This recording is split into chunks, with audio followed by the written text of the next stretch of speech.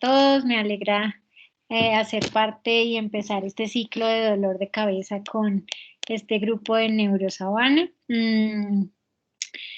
La idea pues es hacer un paso rápido por cómo enfocar el dolor de cabeza, qué preguntar. Entonces, bueno, espero que les sea muy útil en su práctica clínica. Voy a dejar durante la charla la cámara apagada para que no tenga mucha interferencia, pues porque a veces esta plataforma se pone un poco lenta y hasta ahora. Entonces ya la volveré a aprender al final para que, pues para resolver dudas y preguntas. Listo, entonces me avisan si, si ven mi pantalla.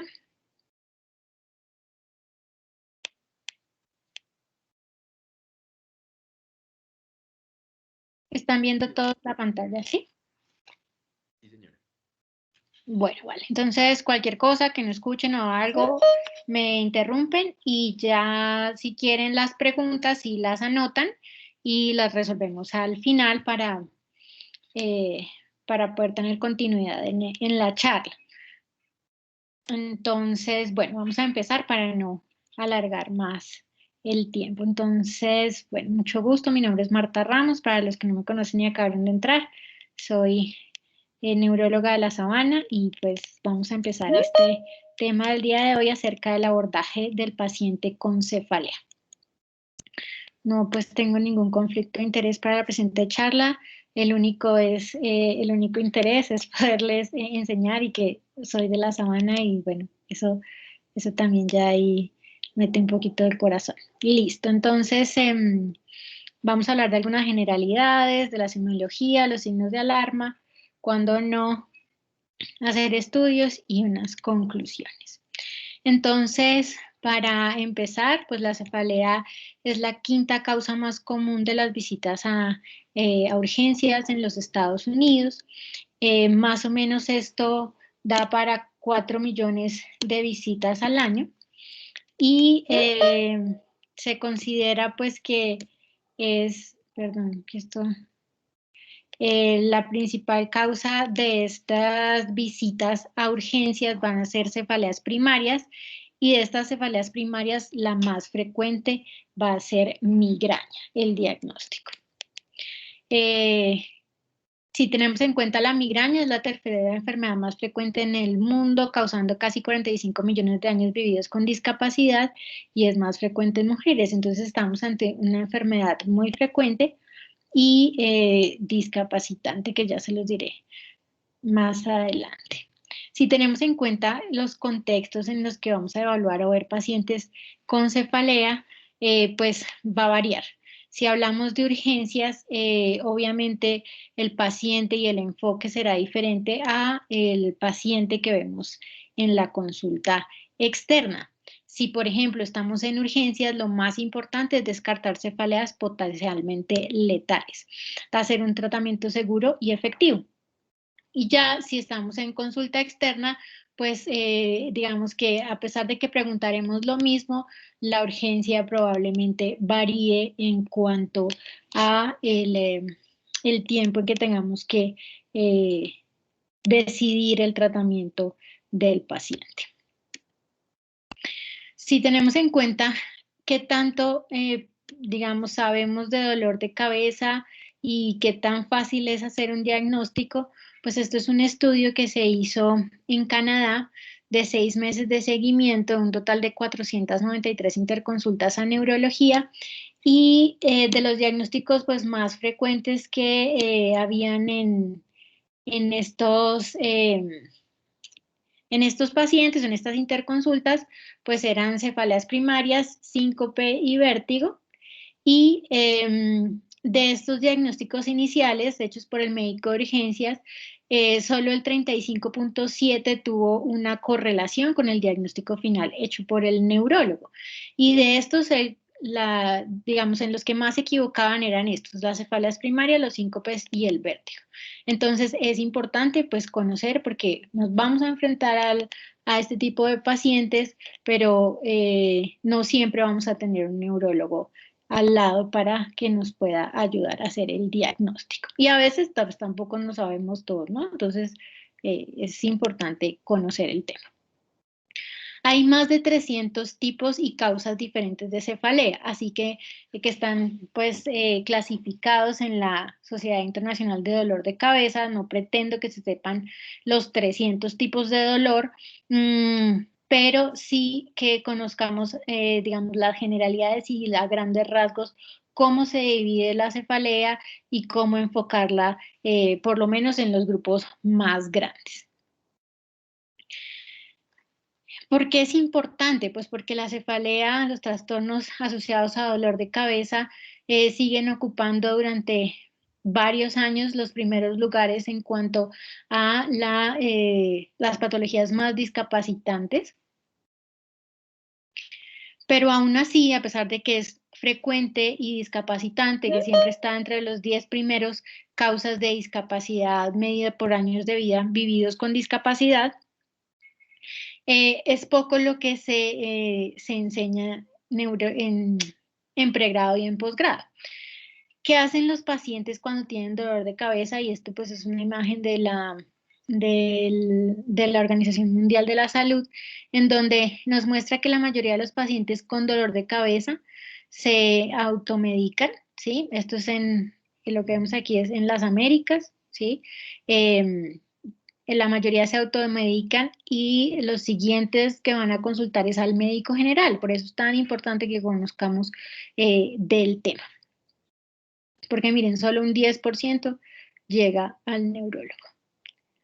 Pero a pesar de ser una enfermedad tan frecuente, tan discapacitante y tan importante en la práctica clínica, pues miren que lo que se enseña de dolor de cabeza es muy poco. Estos son estudios que obviamente incluyen pues más datos de Norteamérica que de América del Sur, pero pues nos encierran como en las Américas y teniendo en cuenta todos esos datos, más o menos en promedio se enseñan 5 horas en pregrado y 25 horas de cefalea en posgrado para una enfermedad tan frecuente como lo acabamos de decir.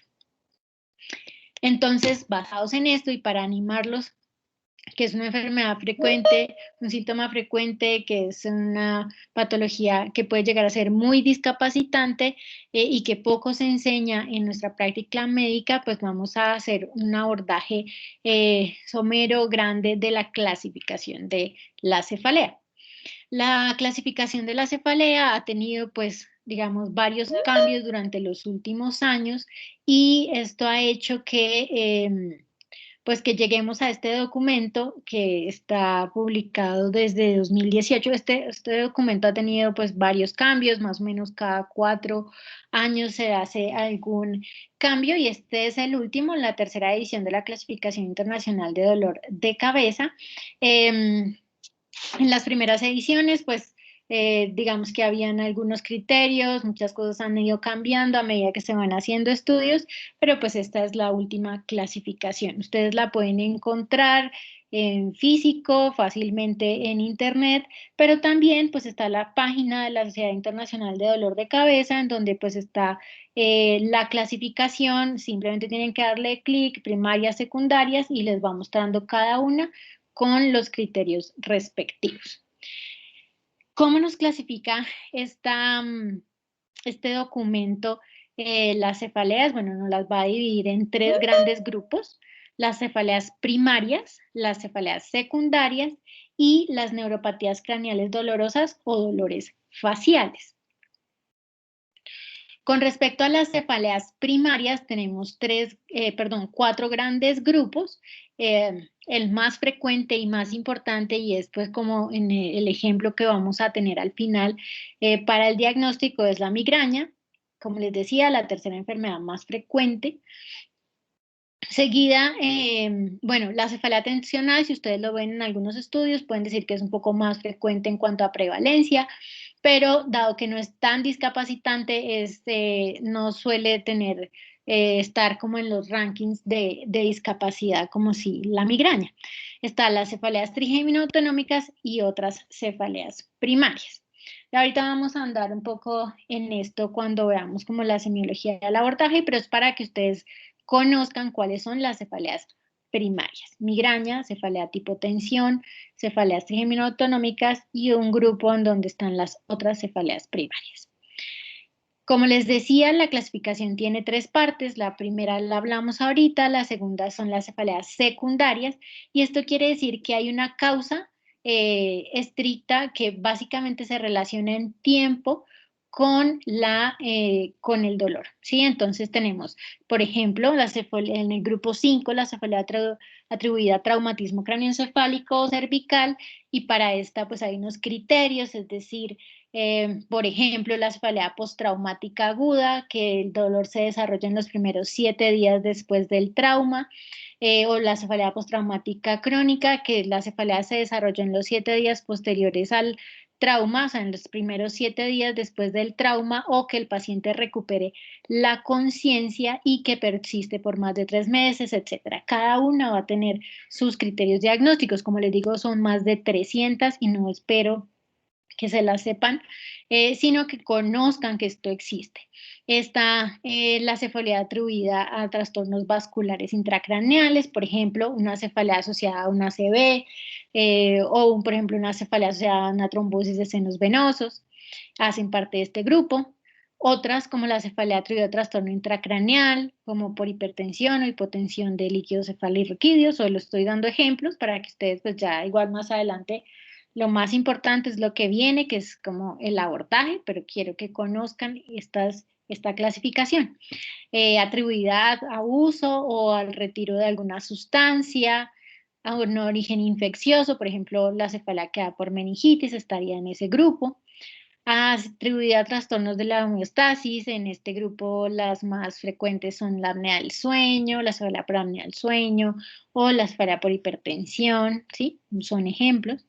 Cefaleas por dolores faciales o trastornos del cuello, ojos, oídos, senos paranasales, una de las más frecuentes, pues la cefalea por sinusitis, por ejemplo. Y por último, y de descarte, la cefalea atribuida a trastornos psiquiátricos. Y en la tercera parte, pues vamos a tener las neuropatías craneales dolorosas, en donde pues estarán las que ustedes han escuchado, neuralgia del trigémino, etcétera, ¿no? Esa es como la que más han escuchado, pero en este caso pues van a ser neuropatías craneales. Entonces estos son los tres grandes grupos, pero ¿cómo vamos a llegar a ese punto final de dar un diagnóstico y de clasificarlo en cada uno de estos grupos? Como les decía, este es un documento muy extenso, más de 300 tipos de dolor, y no está hecho para que nadie se lo memorice, sino para que la gente lo conozca y sea capaz de ir y consultarlo. Entonces, como les mencioné al inicio, la mayoría de los pacientes van a tener cefaleas primarias, ¿sí? Cuando tanto en la consulta externa como en urgencias, cuando nos vemos enfrentados a un paciente con cefalea, la probabilidad mayor es que esté cursando con una cefalea primaria, pero para llegar a ese punto, pues ya vamos a ir viendo cómo lo vamos a hacer. ¿Qué se considera una cefalea primaria? Pues que no hay un daño orgánico, pero pues se producen personas genéticamente predispuestas como una reacción frente a cambios internos o externos. La mayoría, como les decía, más del 90% de los pacientes con cefalea tienen una cefalea primaria. Entonces, la clave del diagnóstico en la cefalea está en la historia clínica, en delimitar las características de forma cuidadosa y en hacer un buen examen neurológico. Si no tenemos en cuenta, si cuando el paciente lo pasamos a la camilla para examinarlo, no tenemos ni idea de qué tipo de cefalea tiene, no lo vamos a saber probablemente después. Entonces, algo nos está faltando en la anamnesis y tenemos que ahondar en eso. Entonces, esto es lo más importante y como la forma en la que podemos enfocar y llegar a esos grupos grandes de diagnóstico es preguntarle al paciente, conocer qué tipo de dolor tiene, qué le duele y por qué está así. ¿Listo? Entonces, aquí yo se los voy a mencionar de forma rápida, pero vamos a ir de uno en uno. Vamos a hablar acerca del tiempo, es decir, el inicio, cuánto dura, cuánto le da, si tiene o no un horario específico de aparición. Vamos a preguntar acerca de los síntomas asociados en cefalea, de qué le puede precipitar o empeorar su dolor, de qué ha recibido, qué comorbilidades tiene, etc. Entonces, yo sé que a veces al principio puede ser muy difícil enfocar a un paciente cuando uno le está preguntando y empiezan a hablar de muchas cosas, pero si conocemos la anamnesis y cómo enfocarlo, pues va a ser un poco más fácil volver a retomar al paciente y ponerlo a que nos conteste lo que necesitamos preguntando, porque no es fácil tampoco en cefalea. Entonces, algo muy importante en cefalea es el tiempo, ¿sí? Para el tiempo, pues tendremos varias cosas. Uno, el inicio. Y el inicio, para nosotros, importante es saber si esta cefalea ha sido súbita o progresiva. ¿Por qué esto es importante? Pues ya lo vamos a ver ahorita en los signos de alarma, porque una cefalea súbita, pues nos habla de una bandera roja. ¿Qué decimos que es súbito en cefalea? Que el paciente alcance una máxima intensidad de su dolor en menos de un minuto. Eso es súbito, ¿sí? No es que me empezó y como a la hora ya estaba muy mal. Eso no es súbito. Súbito es una máxima intensidad en menos de un minuto. El paciente lo puede comparar con fue como una explosión o como si me hubiesen pegado con un bate en la cabeza, así, súbito, es algo que sucede muy intensamente en menos de un minuto. Diferente así el paciente dice, no, yo empecé con un dolor más o menos 4/10 y me fue subiendo hasta 10/10 en 1, 2 horas, 3 horas, 4 horas. Entonces ahí hablaremos de un inicio progresivo. ¿Qué más tenemos que tener en cuenta acerca del tiempo? ¿Cuánto lleva nuestro paciente con cefalea? Es importante porque pues no es lo mismo que el paciente lleve 10 años a que lleve 1 hora, ¿verdad? Porque pues no tendrá las mismas repercusiones en el diagnóstico. Y asociado a cuánto tiempo lleva con la cefalea, debemos preguntarle la duración de estos ataques. Entonces, todo esto hace parte del tiempo. Acuérdense del relojito, cuando yo pregunté acerca del tiempo, tengo que preguntar el inicio, cuánto lleva, cuánto le dura y en qué horario. Todo eso como para acordarnos de tener una mnemotecnia y así no perdernos en la anamnesis. Entonces, ¿cuánto lleva y cuánto le dura? ¿Por qué cuánto le dura? Porque hay algunas clasificaciones que ustedes las van a ver, pues más, sobre todo clínicas, esto no lo van a encontrar en la IHS como tal, pero a nosotros los neurólogos nos sirve mucho para hacer el enfoque diagnóstico. Es el punto de corte de 4 horas, que es el punto de corte que da la migraña básicamente y pues las cefaleas de larga duración más comunes, que son pues cefaleas en general primarias. Más de 4 horas, en esos tendremos la migraña, la cefalea tipo tensión, la hemicrania continua, la cefalea diaria de nuevo persistente, etc. Estos son ejemplos. Y ese punto de corte de 4 horas es muy importante que lo pregunten. Su dolor le dura más, ¿cuántas horas le dura si usted no toma ningún medicamento? ¿Sí? Y lo van a clasificar en más de 4 horas o menos de 4 horas. Las cefaleas de corta duración tenemos, por ejemplo, las trigeminoautonómicas o las neuralgias craneales. Entonces, todo esto hace parte del tiempo. ¿Qué otra cosa tenemos que tener en cuenta en el tiempo? El horario. Si es un paciente que les dice a ustedes que siempre que se despierta tiene dolor, entonces ustedes dicen, bueno, tu paciente tiene una cefalea matutina, tengo que pensar en ciertos diagnósticos, ¿sí? O siempre me da en las noches, 3 de la mañana y me despierta. Eso también pues va hablando como de las características circadianas de algunas cefaleas primarias, como por ejemplo el clúster. Entonces, en tiempo, inicio, cuánto lleva, cuánto le dura y el horario. ¿Qué otras cosas vamos a preguntar en dolor? La localización. A pesar de que a veces es difícil, que no siempre nos va a dar el diagnóstico, pues nos ayuda. La cefalea, la localización es importante en varias de las cefaleas primarias, como por ejemplo las trigeminoautonómicas y la migraña.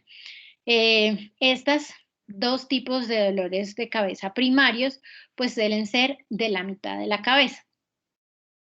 Entonces, es importante que le pregunten al paciente y a veces es mejor decirle con un dedo, señáleme dónde le duele, porque a veces la sola localización nos puede hacer el diagnóstico.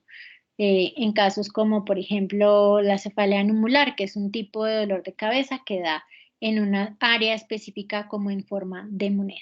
Entonces, siempre preguntar dónde es usualmente, en qué parte de la cabeza le duele. El tipo de dolor. No es tan fácil llegar, digamos que el paciente le diga, uno es pulsátiles, pues no, pero ustedes más o menos tienen que interpretar lo que el paciente les diga. Entonces, ustedes o le pueden preguntar de ciertas formas que él entienda. Por ejemplo, usted siente que como si le palpitara el corazón por dentro de la cabeza y eso les ayuda a ver si es un dolor pulsátil o no. O siente como si tuviera un peso y algo le estuviera oprimiendo la cabeza. O para ustedes como si le pasara un corrientazo por la cara o es un ardor. Todas esas cosas nos van a ayudar a clasificar al final nuestra cefalea. ¿Qué vamos a preguntar también en cuanto a tiempo de ya esto pues ya es como cuántas veces le da a usted el dolor? ¿En una semana o en un mes? La idea de clasificarlo es tener en cuenta los ataques mensuales, pero los pacientes a veces son muy difícil que se acuerden en el último mes cuántos días le dolió la cabeza.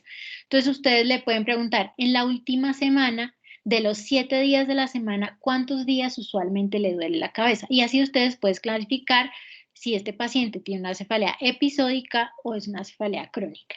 Las cefaleas crónicas son 15 días o más al mes en los últimos 3 meses. Lo que no cumpla sus criterios, pues será una cefalea episódica y ya después lo clasificaremos según el tipo de dolor. ¿Qué más vamos a preguntar? Si empeora o se precipita con algún, ¿qué lo empeora y qué lo precipita? Es importante porque a veces el paciente, que ustedes le digan, no es que estamos diciendo que esa es la causa del dolor, sino que simplemente queremos saber si hay algo que pueda estar empeorando o generando como activación del sistema de dolor. Porque, por ejemplo, si ustedes le dicen, a usted el estrés le da dolor de cabeza, entonces él usualmente va a decir, o ella les va a decir de pronto, no, para que ustedes no les digan que la causa es el estrés y que deje de estresarse y se vaya para la casa, que eso sucede de forma muy frecuente. Entonces hay que saber preguntar, ¿qué le puede usted empeorar? Si usted está con dolor, ¿qué cosas estando con dolor se lo aumentan? Por ejemplo, si usted tose o se ríe, o si estornuda, o si tiene que hacer fuerza levantando un objeto o yendo al baño, o si se agacha, si se levanta acostada o de pie. Algo de esto ustedes le dan opciones al paciente para que él sepa y les pueda decir, sí, esto específicamente, el ejercicio, ¿sí? Me empeora con el ejercicio, por ejemplo.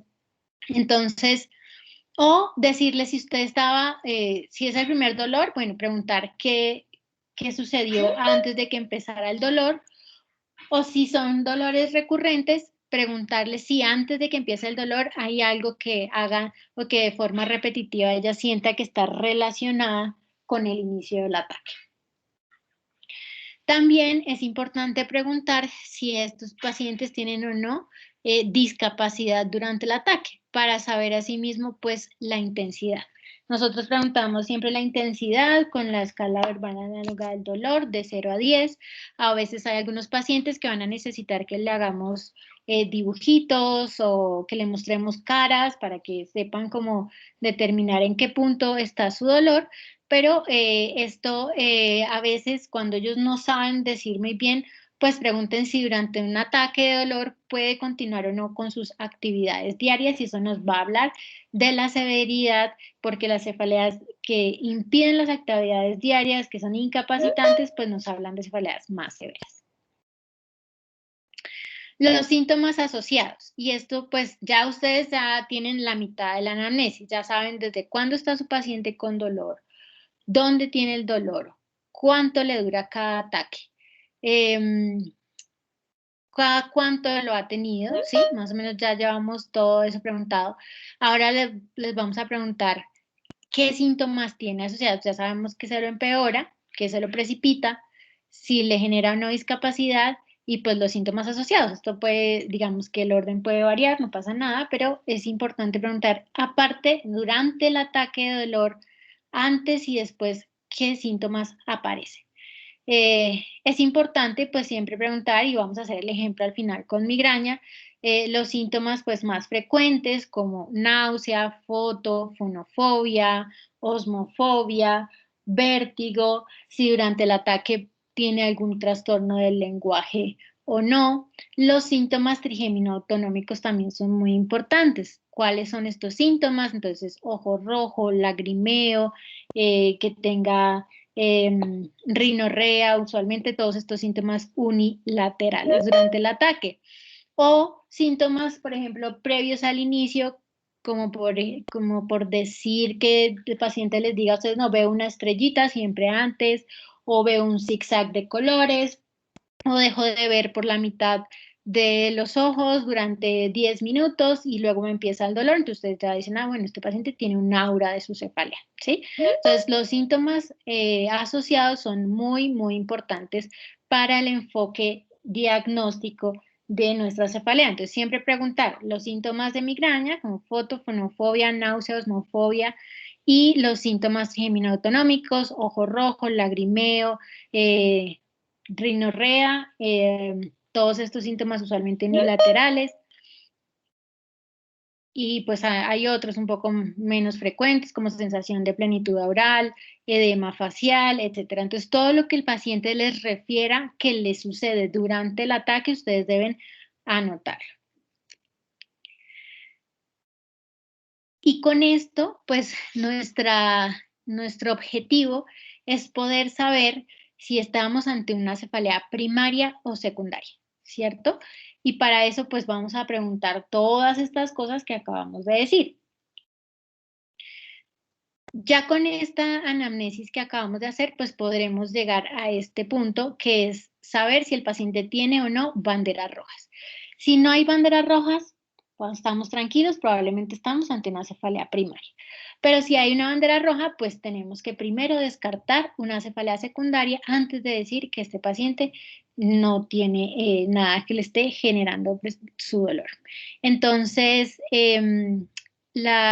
esta lista o esta mnemotecnia conocida como el SNOOP P10, pues empezó con una lista de 4, antes era el SNOOP solito, luego SNOOP P4 y ahora pues ya va en SNOOP P10, y lo que nos ayuda es hacer un enfoque de las banderas rojas en dolor de cabeza para saber qué tanto tenemos que estudiar a ese paciente con exámenes adicionales y no solo pues con lo que acabamos de hacer de la anamnesis. Como les decía, cuando ustedes se enfrenten a un paciente con cefalea, lo más frecuente es que sea una cefalea primaria, pero cerca del 18% de los pacientes que asisten a urgencias tienen una cefalea secundaria. En la clasificación que acabamos de hablar, hay 8 categorías de cefaleas secundarias y 46 subcategorías, entonces esto es importante, como les digo, no espero que se lo sepan de memoria, pero sí saber que si tengo una bandera roja, debo estudiar un poco más profundamente a este paciente. ¿Cuáles son? Pues entonces tenemos esta mnemotecnia conocida como el SNOOP. Entonces, la S nos habla de sistémicos, perdón, no sé qué le pasó a esto, de síntomas sistémicos, signos y síntomas como enfermedades, por ejemplo, la fiebre. Si es un paciente que tiene fiebre, pues va aquí. Eso es un síntoma sistémico que estaría como una bandera roja. La N de trastorno neurológico, signos y síntomas neurológicos. Entonces, si el paciente tiene un déficit al examen neurológico, eso ya nos habla de una bandera roja y eso pues nos va a poner en alerta. El inicio. Entonces, acabamos de hablar que una de las banderas rojas es el inicio súbito, por eso es importante el tiempo en dolor de cabeza, el tiempo del inicio en este caso. Entonces, si es máxima intensidad, menos de 1 minuto, se considera una cefalea en estallido y esto es una bandera roja.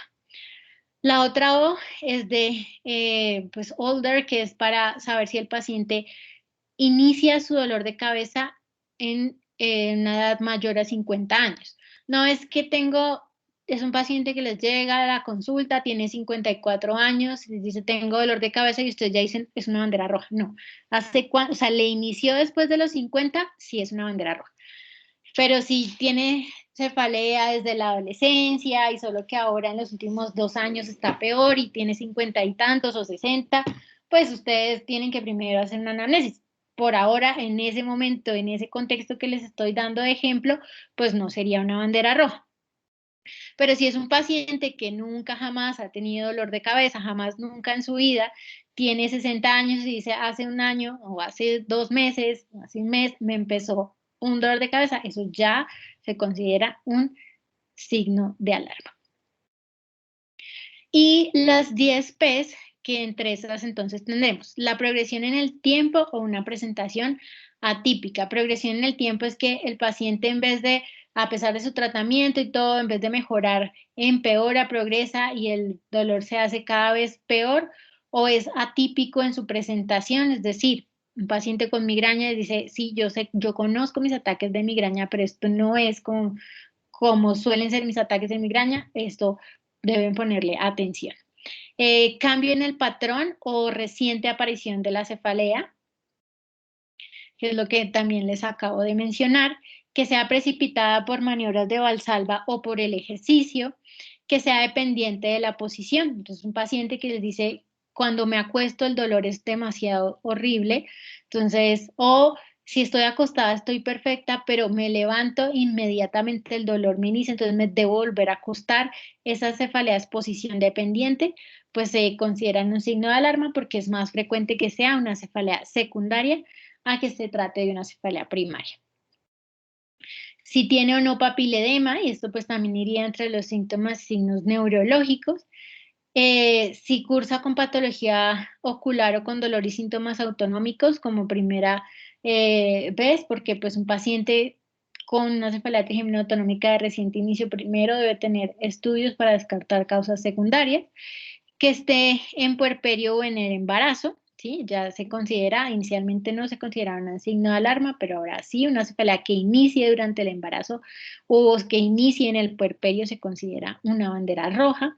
Que el paciente tenga una patología inmunológica asociada, por ejemplo, VIH, que sea postraumática, y ya eso, pues hablamos de postraumática si el paciente presenta cefalea en los primeros 7 días después del trauma o después de haber recuperado la conciencia, y el uso excesivo de analgésicos también se considera una bandera roja porque pues es probable que este paciente sí pueda que tenga una cefalea primaria de base, pero puede estar empeorando y tener una cefalea secundaria asociada como la cefalea por uso excesivo de analgésicos. Entonces, adicional a lo que acabamos de mencionar de la semiología, pues también tendremos que hablar de los tratamientos previamente utilizados y la eficacia de estos.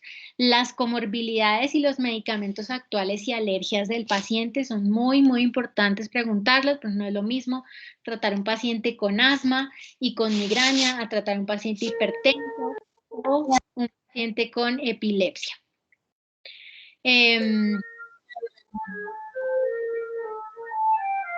Que hay un micrófono abierto, no sé, porfa, para que revisen sus micrófonos. Bueno, la respuesta al manejo usado previamente a la consulta y clave el examen físico y neurológico completo. Completo incluye fondo de ojo, porque si no, ustedes no van a saber si el paciente tiene papiledema o no, y acabamos de decir que es uno de los signos de alarma. Entonces, no olvidar, el examen neurológico debe hacerse completo, incluyendo fondo de ojo.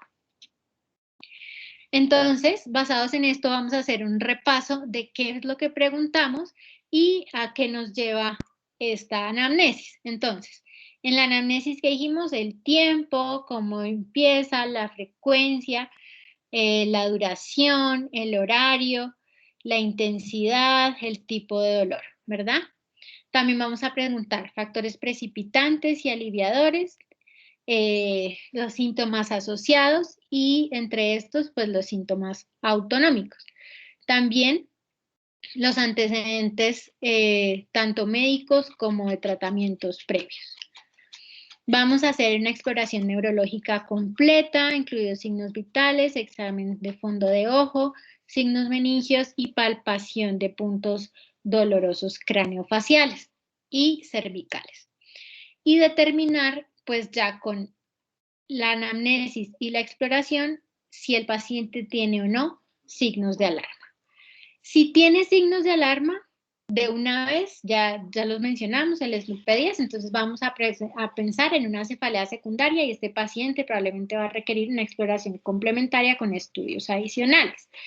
Si no tiene ningún signo de alarma de los que mencionamos, pues probablemente el paciente estemos ante un paciente con una cefalea primaria. ¿Qué dijimos? ¿Cuáles dijimos que eran las cefaleas primarias? Pues hablamos ya de la migraña, de la cefalea tipo tensión, las trigeminoautonómicas y otros tipos de dolor de cabeza primarios, que en eso no vamos a andar porque ya son de diagnóstico muy específico y eso es diagnóstico de neurólogo. No vamos a pretender que ustedes sepan diagnosticar una cefalea hípnica o etcétera. Eso no compete al caso, pero con que ustedes sepan diagnosticar una migraña, para mí ya eso es ganancia, y ya es todo lo que, digamos, la cefalea más frecuente y que ustedes puedan llegar a esto. Este paciente probablemente tenga una cefalea primaria y con eso hemos ganado mucho más que, pues, aún muchos neurólogos en realidad. Entonces, pues vamos a identificar el fenotipo y a clasificarlo. Si el paciente tiene una cefalea, la localización, entonces, por ejemplo, ya ahí nos vamos a ir a los criterios diagnósticos, entonces hablando específicamente de la migraña, que son episodios de 4 a 72 horas, entonces ahí hablamos la importancia del tiempo, si es unilateral, localización, tipo de dolor, pulsátil, si es la intensidad moderada o severa, con qué empeora, con la actividad física y qué síntomas asociados tiene, náusea, vómito, fono y fotofobia. ¿Ven? Entonces lo que acabamos de preguntar nos ayuda a hacer el diagnóstico y estos están los criterios de la IHS. O si es una cefalea de corta duración, y tiene síntomas trigeminoautonómicos durante la cefalea, como edema, congestión nasal, inyección conjuntival, miosis, tosis. Entonces ahí vamos a pensar en una cefalea trigeminoautonómica y ya la clasificaremos según el tiempo de duración. O si es una cefalea más leve, de leve a moderada, que dura entre 30 minutos a varios días, bilateral, que no le impide sus actividades físicas, que no tiene náusea y que solo tiene foto o fonofobia, uno de esos dos, probablemente estemos ante un paciente con una cefalea tipo tensión. Ahorita andamos otra vez en lo de migraña. Entonces, hasta este momento, pues ustedes se dan cuenta que solo hemos hablado de clínica. Y ven que con la sola clínica podemos llegar a un diagnóstico como migraña, como cefalea trigeminoautonómica, etc. Entonces, ya sabemos, si no hay signos de alarma, nos vamos a ir a los criterios diagnósticos y lo más importante es la clínica. Ahora, ¿cuándo pues pensamos en hacer estudios adicionales? Pues cuando tenemos un paciente con una cefalea con signos de alarma. Ya hablamos de cuáles son. ¿Cuáles son los tipos de estudios que usamos en cefalea? Pues las neuroimágenes son el estudio más frecuente y que nos va a ayudar. Que si hacer TAC o hacer resonancia. Bueno, cuando tenemos un paciente con cefalea en la consulta externa, ya por consenso, y ya les contaré cómo se llama esa estrategia, nosotros decidimos siempre hacer resonancia. Si es en el contexto de urgencias, la tomografía pues sigue teniendo el primer lugar, dado que pues está más al alcance de las diferentes instituciones, es más fácil que una institución tenga TAC que resonancia, y pues esto nos va a ayudar al diagnóstico. Pero si estamos ante un paciente que cumple todos los criterios de migraña, la probabilidad de que la resonancia sea anormal es menos del 0.7%, ¿sí? Entonces, eso es importante decirlo porque, pues, si tenemos un paciente que cumple todos los criterios de migraña y no tiene banderas rojas, las neuroimágenes no sirven para nada. Entonces, lo más importante, vuelvo y reitero, es la clínica. Pero si tenemos banderas rojas, si es en consulta externa, resonancia, si es en el contexto de urgencia, si no, bueno, ya como con los residentes y eso, pues hablaríamos en qué contexto, si tenemos el resonador ahí, vamos directo a resonancia. Entonces, mientras tengamos a la mano resonancia, pues de una vez para no aumentar los costos, pero si estamos ante un contexto de que pues lo que hay en urgencias es una tomografía, pues será el examen a realizar. Si tenemos un paciente que cumple los criterios de migraña, pero que tiene alguna de estas cosas y todo esto estaría el SNUPED de 10, como les voy a mencionar, por ejemplo, que sea una aura inusual, prolongada o persistente, eso ya es un cambio en el patrón. Que las características clínicas hayan cambiado, cambio en el patrón. Que sea la primera migraña, pues eso también ya les dijimos que hace parte de una de las PES, que es la primera.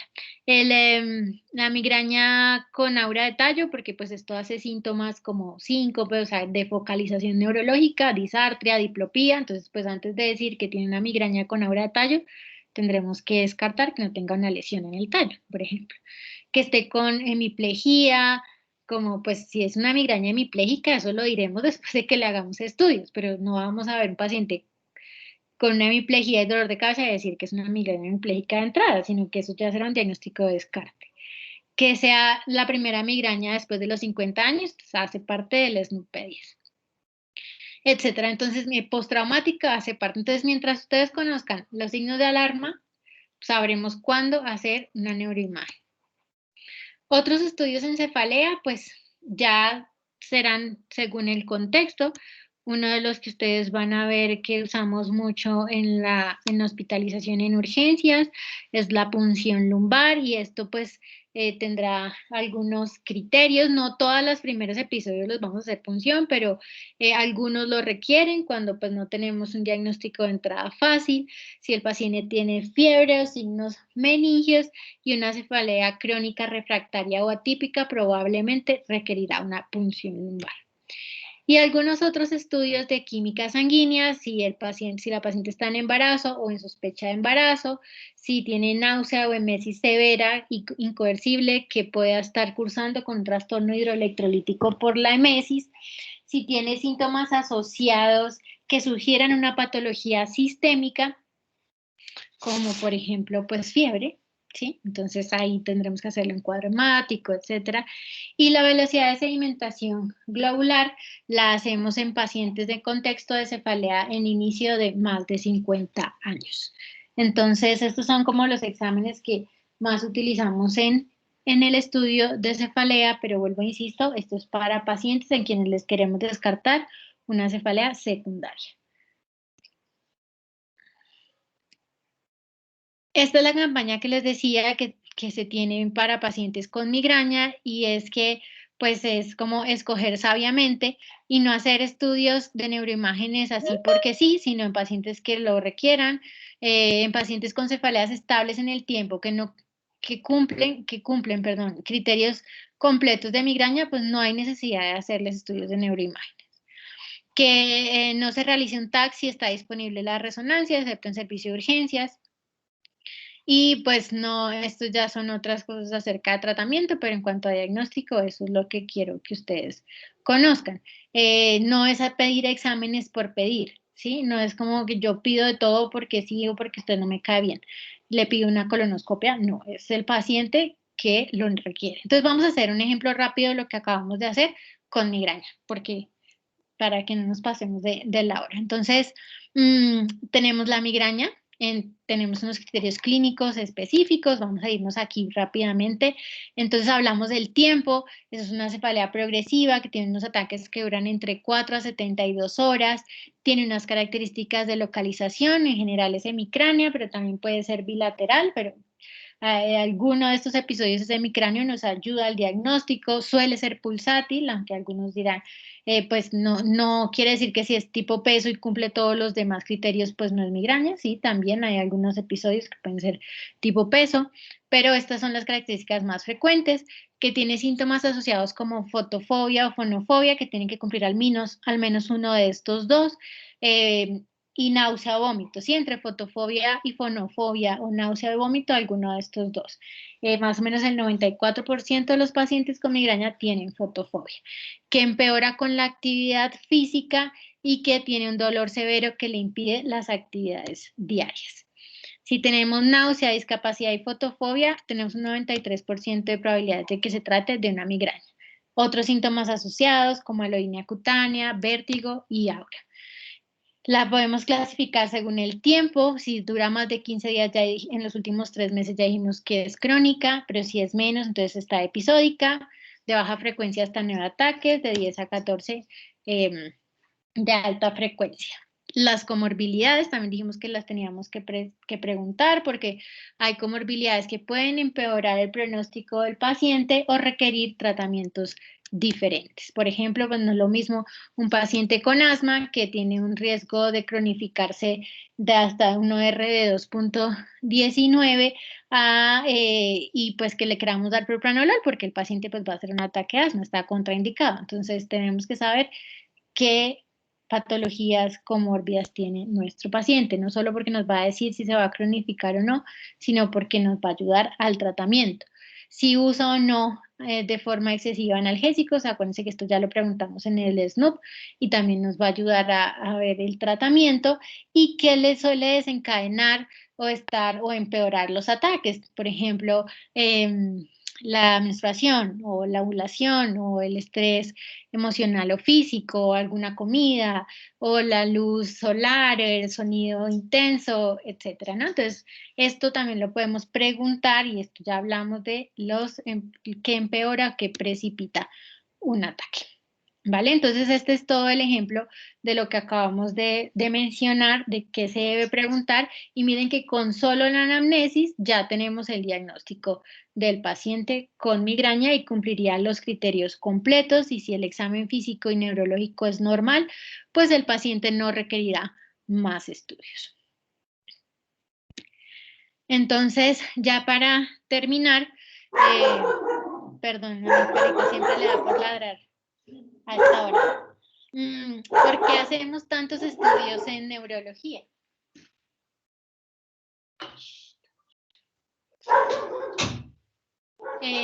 Pues una de las razones es nuestra búsqueda obstinada de la certeza diagnóstica y eso en cefalea sí que es un problema. No siempre vamos a tener el diagnóstico rápido y una certeza del mismo.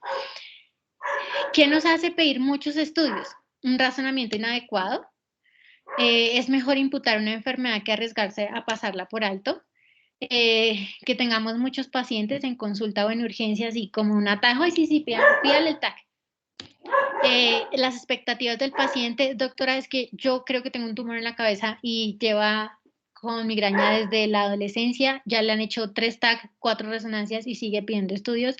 Eso simplemente es un cargo para el sistema y no le va a ayudar ni al paciente, ni al médico, ni a nadie. La presión de los pares, entonces demostrar competencia. Yo quiero diagnosticar la enfermedad más rara, entonces voy a pedir galactomanano en humor vítreo. No, o sea, hay cosas que no son necesarias, ¿sí? Solo por demostrar que uno sabe mucho o que es muy competente, eso no le sirve a nadie. Pero eso es una de las razones por las cuales pedimos y pedimos cosas que pues, al final no nos van a ayudar al diagnóstico. O la medicina defensiva, que pues ustedes ahorita que están chiquitos, no se ven muy enfrentados a esto, pero cuando ya salgan a su práctica médica o los residentes que me estén escuchando rotantes, pues saben que esto es algo que muchas veces impulsa a pedir estudios que el paciente no necesita.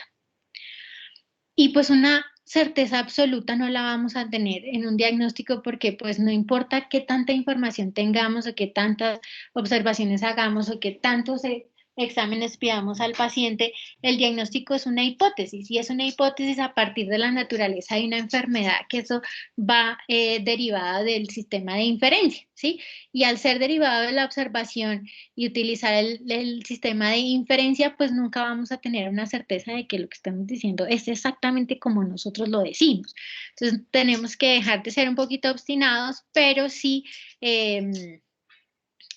conocer los criterios porque nos va a ayudar a saber en qué momento eh, la clínica no nos es suficiente y nos toca hacer estudios o en qué momento ya no es necesario hacer estudios y hay que parar ese uso de test y exámenes que no le sirven ni al paciente, ni al médico, ni al sistema. Entonces, pues ya sabemos que la cefalea es frecuente y poco se enseña en pre y posgrado, que tiene unos criterios diagnósticos que nos van a ayudar al enfoque inicial, si es o no primaria, es nuestro punto a llegar y para eso nos van a ayudar los signos de alarma y en los signos de alarma conocer la estrategia SNUP-P10 y ya teniendo eso, pues nosotros podemos hacer un enfoque global si estamos ante una cefalea primaria, secundaria o una neuralgia craneal. Y ya los estudios adicionales van a ser en casos específicos en donde nuestra anamnesis nos indica que el paciente puede estar cursando con una cefalea secundaria. ¿Listo? Entonces, eso es todo. Muchísimas gracias. Y ya vamos a Bueno, muchas gracias, doctora. En serio, una muy buena explicación y muy buena charla sobre todo el abordaje de cefalea, que pues es tan necesario para todos y de interés común.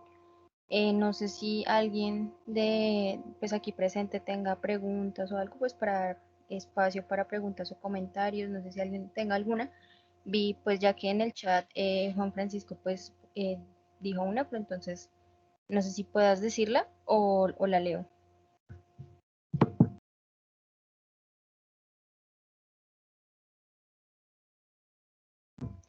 Bueno, pues Juan dice, doctora, ¿es posible que nos recuerdes, por favor, cuáles son los síntomas del tronco encefálico puntualmente en la cefalea?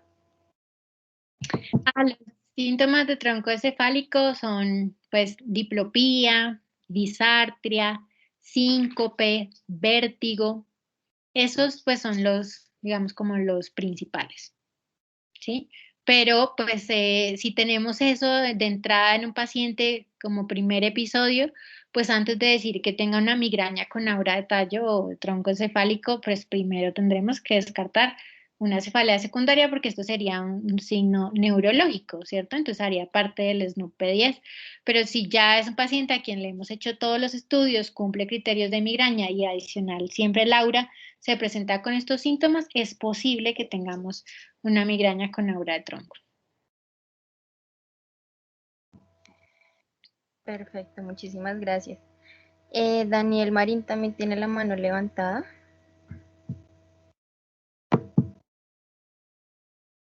Buenas noches, profe. Muchas gracias por el abordaje de las cefaleas. Solo quería hacer un comentario pequeñito. Eh, la idea de abordar las cefaleas secundarias basadas en signos de alarma siempre tiene que ir de la mano con tratar de comprometerse con un diagnóstico, ¿vale?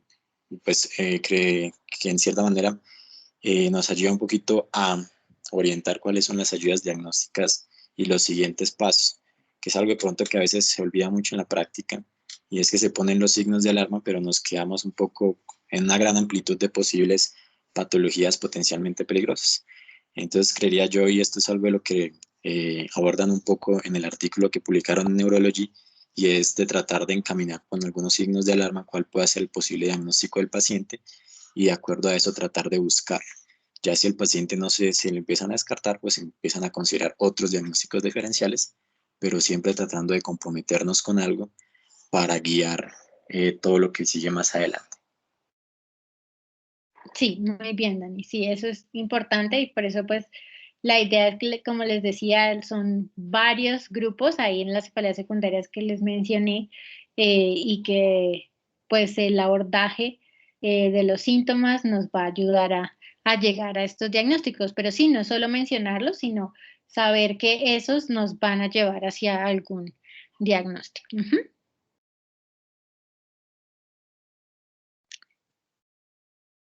¿Alguna otra pregunta en el público?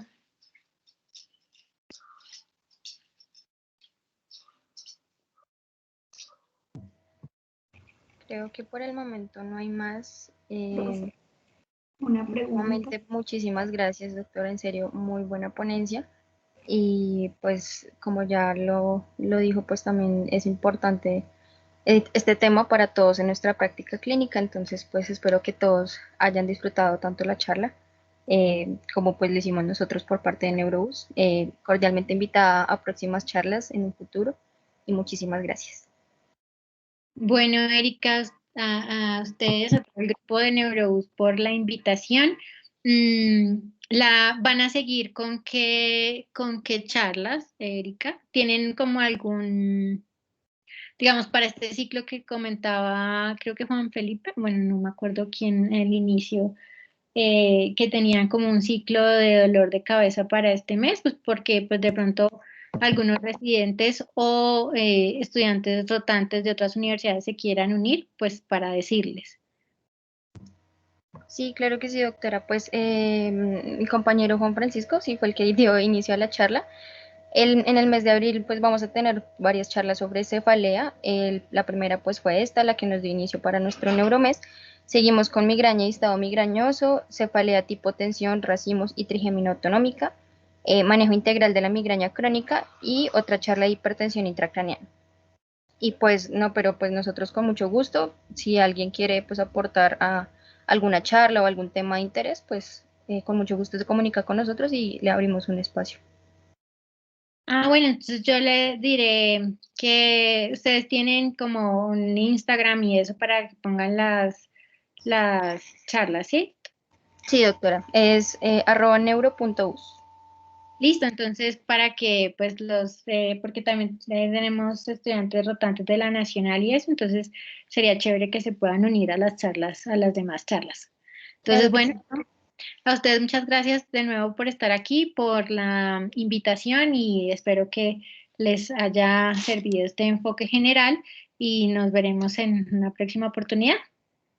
Sí, muchísimas gracias y gracias a todos por asistir. Muchas gracias, doctora. Bueno, muchas gracias. Que tengan buena noche. Igualmente, gracias.